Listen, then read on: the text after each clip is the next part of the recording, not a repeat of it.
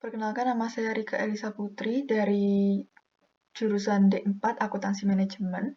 Saya dari kelas 1A, nomor absen 15. NIM saya akan saya tuliskan di bawah. Baik, di sini saya akan menjelaskan bagaimana cara menganalisa laporan likuiditas, solvabilitas, dan juga aktivitas. Kali ini saya membahas tentang PT S Hardware atau sekarang sudah berganti nama menjadi Aspirasi Hidup Indonesia Tbk. Yang pertama di sini sudah saya cantumkan semua laporan yang dibutuhkan. Ini didapat dari website id.investing.com. Yang pertama ada menghitung likuiditas. Gunanya untuk mengukur kemampuan dalam memenuhi kewajiban jangka pendek. Di sini yang pertama kita menghitung current ratio. Apa yang dibutuhkan adalah total aset lancar, kemudian dibagi dengan kewajiban lancar. Kita menggunakan laporan tahun 2023. Jadi kita ambil total aset lancar yang ini, kemudian kita masukkan ke perhitungannya, yaitu di sini. Nah, kemudian untuk kewajiban lancar, kita cari lagi dan ada di sebelah sini untuk kewajiban lancarnya pada tahun 2023. Kemudian kita tulis di sini. Maka kita menemukan ketika aset lancar dibagi dengan kewajiban lancar, kita menemukan bahwa dia memiliki hasilnya 7,415. Yang berarti perusahaan ini mempunyai kemampuan melunasi utang lancarnya dengan sangat baik begitu, karena aset lancarnya itu lebih besar sebanyak 7,4 kali daripada kewajiban lancarnya. Kemudian kita menghitung quick ratio. Di sini kita menggunakan aset lancar tetap dan juga kita menggunakan persediaan. Jadi aset lancar dikurangi oleh persediaan di tahun berjalan. Ini persediaannya di sebelah sini. Di sini sudah saya hitung, aset lancar ini dikurangi oleh persediaan ini. Kemudian ketemu hasil 2M sekian. Untuk kewajiban lancar kita masih memakai yang tadi. Totalnya adalah 3,539. Yang berarti perusahaan ini mempunyai kemampuan untuk melunasi kewajiban lancar dengan mengeluarkan persediaan itu masih mampu memenuhi kewajiban lancar tersebut sebanyak 3,539 kali karena aset lancarnya lebih besar dari kewajiban lancar tersebut. Kemudian ada yang namanya cash ratio. Jadi kita di sini menggunakan yang namanya menghitung kas dan setara kas saja yang digunakan begitu ya. Jadi kita tidak menggunakan aset lancar secara keseluruhan tetapi hanya menggunakan kas dan setara kas. Dia ada di sini untuk tahun berjalan ada 2 miliar sekian. Nah, kemudian sudah saya masukkan di sini. Kemudian dibagi oleh kewajiban lancar begitu. Ini adalah aset lancar yang paling liquid, jadi berbentuk uang begitu. Hasilnya 3,028. Berarti walaupun perusahaan ini hanya menghitung dari kas dan setara kas saja begitu ya, mereka masih sangat bisa melunasi kewajiban lancarnya tanpa aset lancar yang lain di luar kas dan setara kas karena kas dan setara kasnya sangat besar.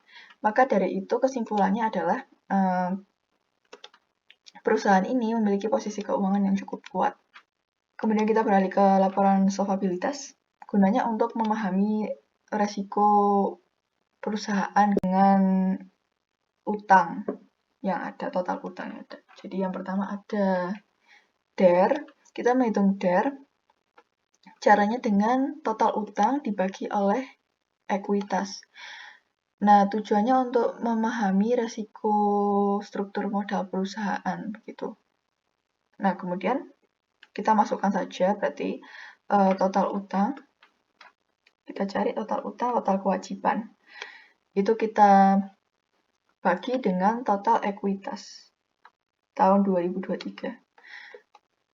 Hasilnya adalah 0,253. Ini berarti utang kita itu terhitung sangat kecil jika dibandingkan dengan ekuitas. Kemudian untuk debt ratio, kita menggunakan total utang lagi dibagi dengan total aset. Total aset ada di sebelah sini.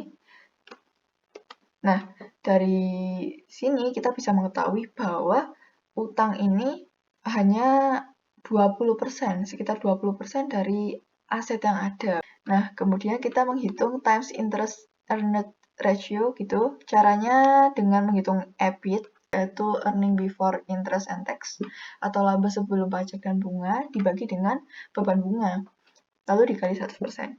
Ini gunanya untuk mengetahui kemampuan perusahaan untuk membayar bunga itu seberapa besar sih. Nah, kemudian kita bisa cek di EBIT. Ini ada di paling bawah laporan laba rugi, ada EBIT sebesar 1 miliar sekian, dan juga menggunakan beban bunga, total beban bunga. Setelah EBIT dibagi dengan total beban bunga, itu kita menemukan ada 14,95, yang berarti perusahaan ini bisa mengcover beban bunga karena memiliki laba sebanyak 14,9 kali lipat dari beban bunga yang dimiliki. Baik, jadi kesimpulannya adalah keuangan perusahaan ini sangat baik, tingkat utangnya rendah, juga mempunyai kemampuan yang kuat untuk membayar bunga. Jadi keuangannya konservatif dan stabil. Kemudian kita berlanjut ke laporan aktivitas atau analisa aktivitas. Oke, jadi mengetahui bagaimana sih kinerja perusahaan ini, apakah sudah efektif atau belum. Yang pertama kita menghitung account receivable turnover gitu ya. Ini untuk mengukur seberapa cepat piutang itu bisa dikelola. Jadi seberapa cepat piutang bisa menjadi kas. Caranya adalah dengan netto credit sales, jadi penjualan bersih dibagi dengan rata-rata piutang dalam 2 periode. Pada intinya, net credit sales di sini kita asumsikan menggunakan yang total pendapatan karena tidak ditunjukkan kreatur atau diskonnya. Berarti saya anggap pendapatan bersih yang dimasukkan ke dalam laporan. Kemudian ada rata-rata piutang dalam 2 periode. Berarti di sebelah sini kita menggunakan 2 periode ini. Jadi 85 juta sekian ditambah dengan 198 juta sekian dibagi dengan 2 periode. Kemudian kita menemukan hasil bahwa dia ada sebesar 53,517. Berarti separuh dari piutang itu bisa tertagih dengan sangat cepat gitu dalam periode tersebut. Kemudian kita menghitung inventory turnover gitu ya. Jadi kita mengukur berapa cepat sih persediaan ini bisa terjual, keluar dari gudang, kemudian kita bisa beli lagi begitu. Nah, caranya dengan menghitung COGS atau HPP. Nah, akan tetapi di sini HPP-nya tidak disebutkan, sehingga saya menganggap bahwa biaya pendapatan ini adalah HPP begitu. Dibagi dengan rata-rata persediaan dalam 2 periode. Jadi kita ke persediaan. Nah, di sini ada persediaan dalam 2 periode. Kita menggunakan ini ditambah kemudian dibagi 2. Maka hasilnya adalah 1,407. Berarti ini mengindikasikan bahwa perusahaan ini kurang cepat dalam melakukan penjualan barang, sehingga masih bisa dioptimalkan lagi dalam penjualan barangnya atau pengelolaan gudangnya, sehingga barang ini bisa tersalur dengan lebih lancar gitu. Kemudian ada working capital turnover. Caranya adalah menghitung penjualan tahunan bersih. Di sini masih menggunakan total pendapatan. Kemudian dibagi dengan ekuitas di awal periode, ditambah di akhir periode, kemudian dibagi 2.